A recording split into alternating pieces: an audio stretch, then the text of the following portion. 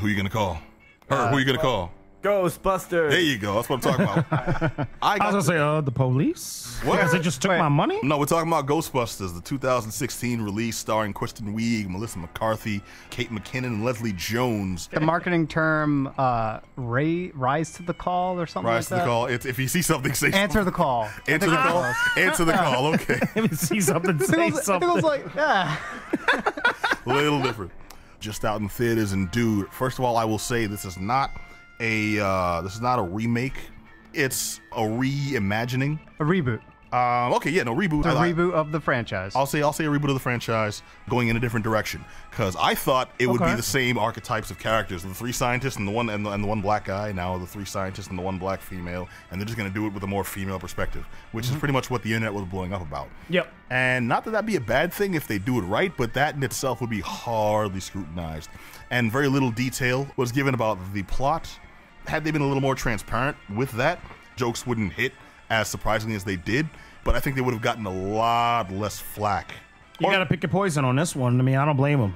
I mean, if I was on their marketing team, I would do exactly the same marketing they did, because at the end, I need you to get there and see it for yourself to make your judgment. It's one thing to have keyboard warriors complaining about the whole thing and not even giving me the opportunity, versus somebody like you two gentlemen who actually went out to go see it. And I plan on going to see it at some point, but it's one of those sort of things that I don't blame them whatsoever by holding it close to their chest when it comes to letting out the plot or anything like that, because that's exactly what would have happened. Well, I had a conversation with my roommate, and he was following through on the hater perspective, that there was this Ghostbusters 3 script that existed for years and years and years, and it kept getting pitched to a bunch of different production companies, and it never got funding to get made. Finally, someone else comes in, scoops up the rights, and makes their own script, a reboot, in that most fans didn't want the reboot. They wanted Ghostbusters 3. That holding on to those, I don't know, those nostalgic facets, that I think has done a disservice to a lot of stuff. But wasn't the video game like kind of like the sequel? The video game was the sequel that everyone was clamoring for, and I think since we had that,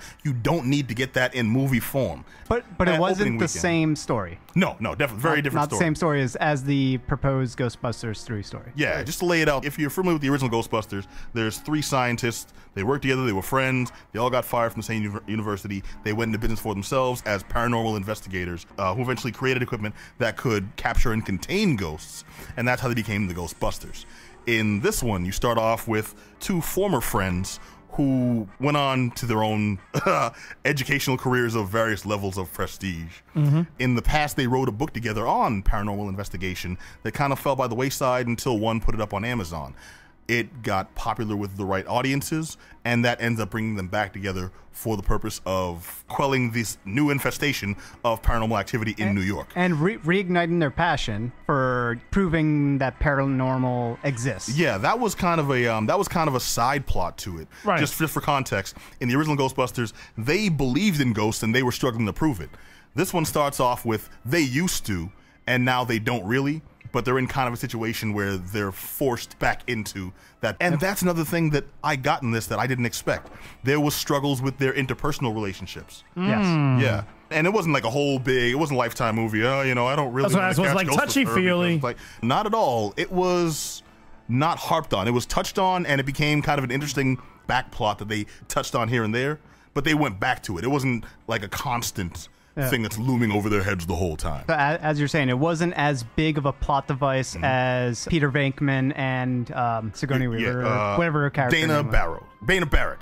It comes back to me. The mind goes over time, but in the movie she was Dana Barrett. But yeah, so that was a much more important plot device for that story on the original Ghostbusters, whereas this one, the bonding and sort of the interaction between these two college friends, it wasn't as integral to the overall plot. Whereas the original Ghostbusters, I'm going to substitute a word there. You say integral, I'll say heavy-handed. It wasn't as heavy-handed, because that's the thing we expect. If it's a movie about the relationship, then yeah, it can be there. If it's a movie about something else and the relationship is in there, it almost always is just like forced on you. Okay. So in this situation, they specifically made sure that it wasn't heavy-handed. It wasn't imposed on the audience. You didn't even have to focus on it if you didn't want to, because there was so much else sprinkled all over the sucker. I'm going to come right out and say that I liked this movie, and I am recommending it like right now. I second that. I definitely enjoyed it, and I also recommend it. Dude, Chris Hemsworth.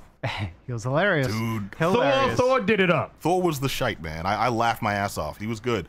And I didn't think I'd buy him as a comedic character, but he did a thing where he touched his face in a very specific way, and when you see it in context, it's hilarious.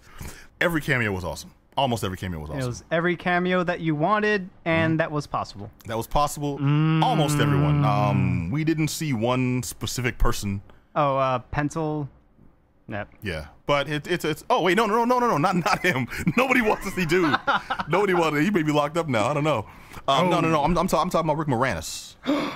Yeah, it's not a spoiler, man. He's not in the movie, so if you're going for him, it was a hope. It was a hope. Nah, it was a hope. Nah, but mind you, only Rick Moranis and That's all I know, man. and Walter Peck. Yep. You talking about only the two of them. Everyone else found a way to get in there. This movie had balls. That's the thing I really didn't expect. Punches weren't pulled.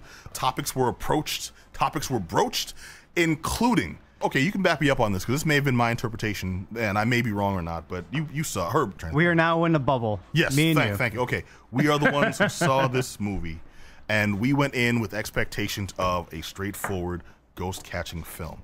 This presented various forms of comedy, drama in the right places, bits of nostalgia. They didn't shy away from the nostalgia that everyone expected, but it wasn't one big love letter to Ghostbusters fans. I would say that they went kind of heavy on nostalgia. They definitely, I mean... I think they used it strategically. There was a lot, but there was also a lot of other movie that was there. There was. And the nostalgia was very quick, but they used it in many different ways. They used it as remember this particular symbol or character, or remember this particular joke, and it was very, very quick. But they did use a heavy amount of nostalgia, but because they didn't shine the spotlight on it for so long, and the movie was quick. So they weaved it in pretty well. Quickly paced. I think so. I think it was just. It was just the right, like they just filled that tank where any more, like even a little more, and it would have been too much. Over the top. But they got just that sweet spot of so much in there where it's like, I love that. I remember that. That was, and they did that. Oh, yet you didn't feel like, oh, they're forcing this on us again. Oh yeah, no, really push that. Oh, come on. Yeah. It wouldn't upset you. And I think it was ballsy to make the primary antagonist of the movie be, I'm with you. The villain. In this movie is everything the trolls have been presenting about this movie in real life. Really? Yeah. It's almost as if they didn't start writing the script until after the hatred happened with the backlash. Yeah, that's hilarious. I love it, dude. I'm very impressed by that bit of story presentation. There was very little misogyny in the movie, and where it actually came from was the villain presenting the same kind of misogyny that the movie was getting in the forums and comment sections and things. And I'm like, that's very clever. That's actually damned impressive. The only one that makes comments like those, the only one that makes the racial comments about Leslie Jones, the only ones that make the queer comments about Kate McKinnon, the only one. Yeah, it's like, and that's another thing. There was like a lot of queer humor I didn't expect. It was very progressive in that respect. I took a lady friend and she was spotting out, it seemed like so-and-so had a thing for so-and-so, and a lot of the humor was there. I'm like, that's what that was? I'm just like, I'm just a dumb dude. I'm like, comedy, funny. They got guns. I was very surprised by how much I enjoyed this movie. Like, laugh out loud at several points. Yeah. It was the big thing about this movie that I wasn't expecting was that they had so many jokes lined up. Not all of them stuck. Some of them were... They definitely fell flat, but because there was so many jokes, it was impossible to not laugh while watching this movie. You were bound to laugh at something that they did. There were some jokes that they built up throughout the entirety of the movie, but because they poorly edited it, this one joke towards the end of the movie that they were building up with one particular character, I think you know what it is.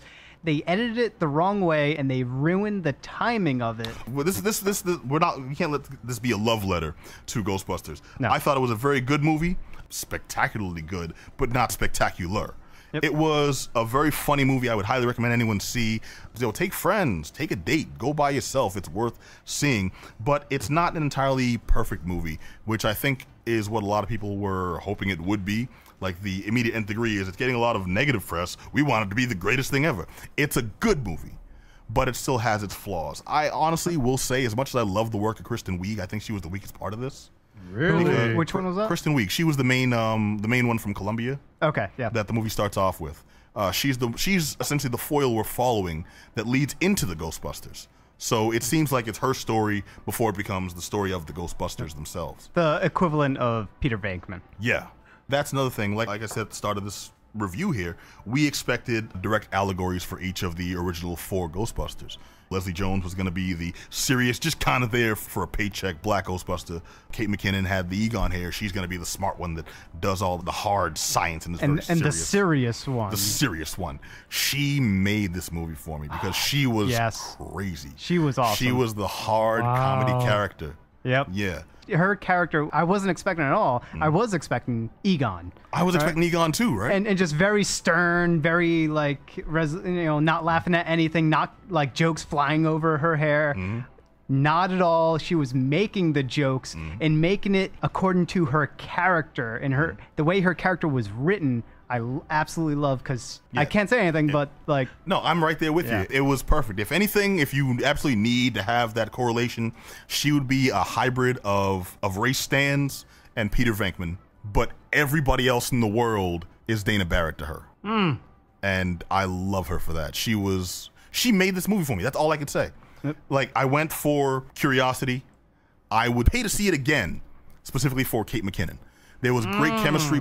There was great chemistry between 3 of the 4 Ghostbusters. Kristen Wiig, I felt, it's not that she didn't fit in. I felt like she wasn't giving as much as the others, including Melissa McCarthy, who I've never really seen play as straight a role as this. It's still a comedy movie, but she was, if anyone was the straight man, it was Melissa McCarthy, which is very out of character for her, which shows that she's got actual, like, legit acting chops. And I liked her in it. You know? I mean, that's something that I'm actually really excited to hear, and I'm definitely glad that y'all sharing this for our listeners and for me as well.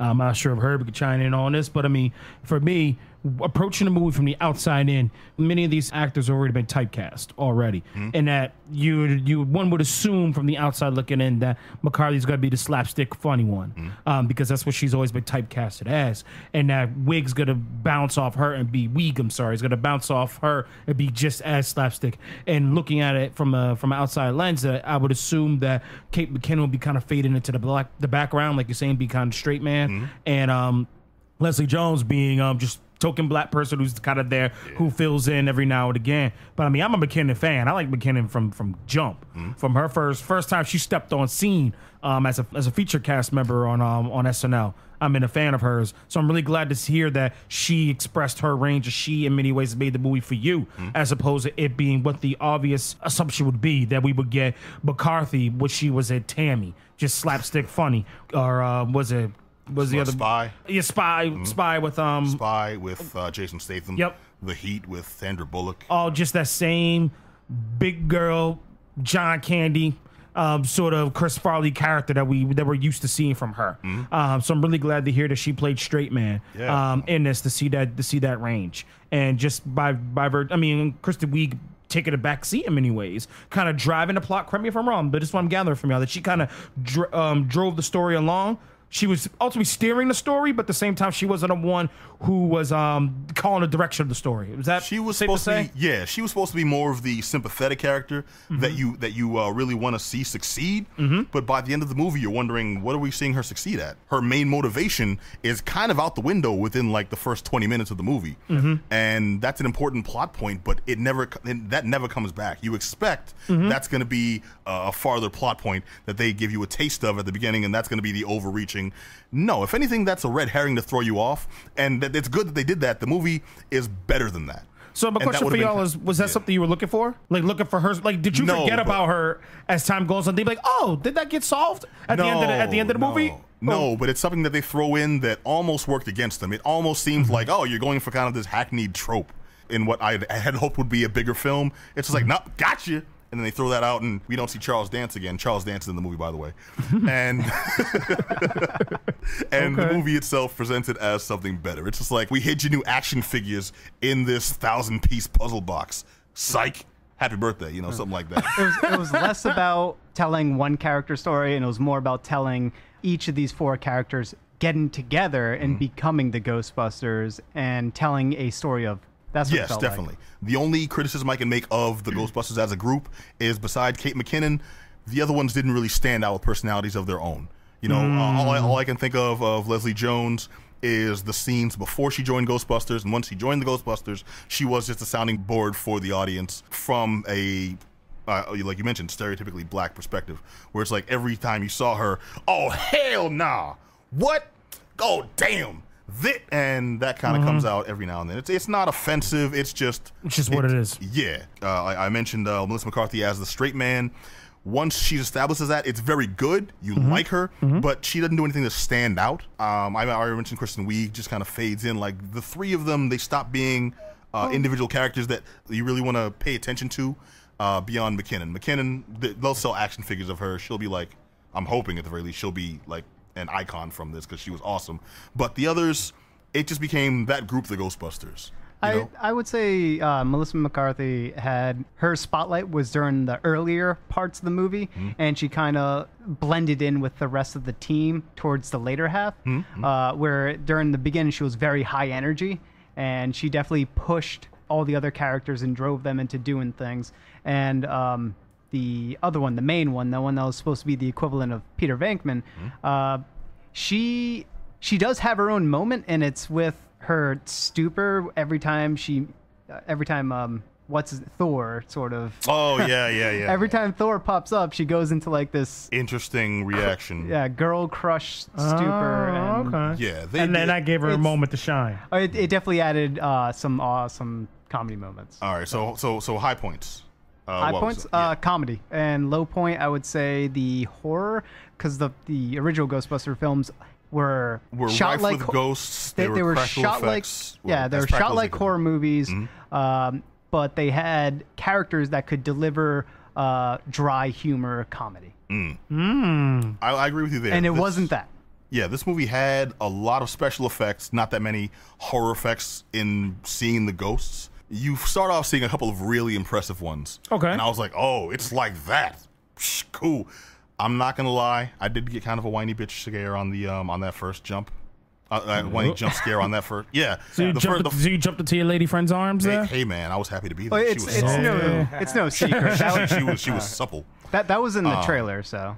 No, not the full play out. Like, you saw some. Right. It didn't, the way it played out, it got me. I saw it in 3D too. It's certain scenes are where I'd say the movie is worth seeing in 3D, but they're only going to hit you with it at a few key points. But those key points are worth the extra couple of bucks because it added to the experience. You didn't see much of the ghosts beyond that, though. You saw a couple of ghosts really closely and really detailed at the beginning, and then at the end. In the middle of the movie, you get a taste here, a taste there, and then it's much more of a human movie, which may have worked against it because it's Ghostbusters specifically. And the way they end this, like, they do a couple of things at the end that is just the balls to do this in a movie that you have no idea is going to succeed. That was the question I was going to ask. Is they setting it up for a sequel? I hear that through the grapevine. Maybe so, not really. Yeah, I can't say that because the way they ended it is like a nice footnote on, you like the original Ghostbusters. Here's a nice little aperitif for you to go out on. What? They're absolutely setting up for...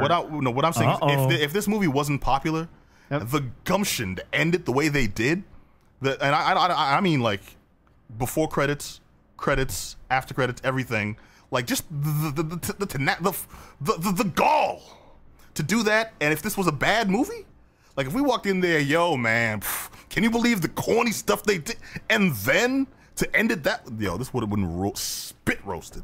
But the fact that it was good just made that like the icing on the cake. They lit that last candle and turned out to be a Roman that fired off sparks into the sky and accentuated this 4th of July picnic that was Ghostbusters, man. Either way, Ghostbusters, Kristen Wiig, Melissa McCarthy, Leslie Jones, Kate McKinnon. I feel bad putting her name last. It's just the one that comes up in the hierarchy it's there. Best for last. Yeah. I highly recommend this movie, especially for the cameos. Yes. And it was just a damn good time, man. It was an unexpectedly good time. I recommend this. I recommend this in 3D too, if you can. Wow, that's a strong recommendation. What about you, Judge Johnny? Definitely recommend it. I didn't watch it in 3D, so I can't recommend that. But it's got it's got enough computer CG that you should probably watch it in 3D. It was a very pretty movie, man. Yep. Very colorful, neon Very colorful. colors everywhere. Nice.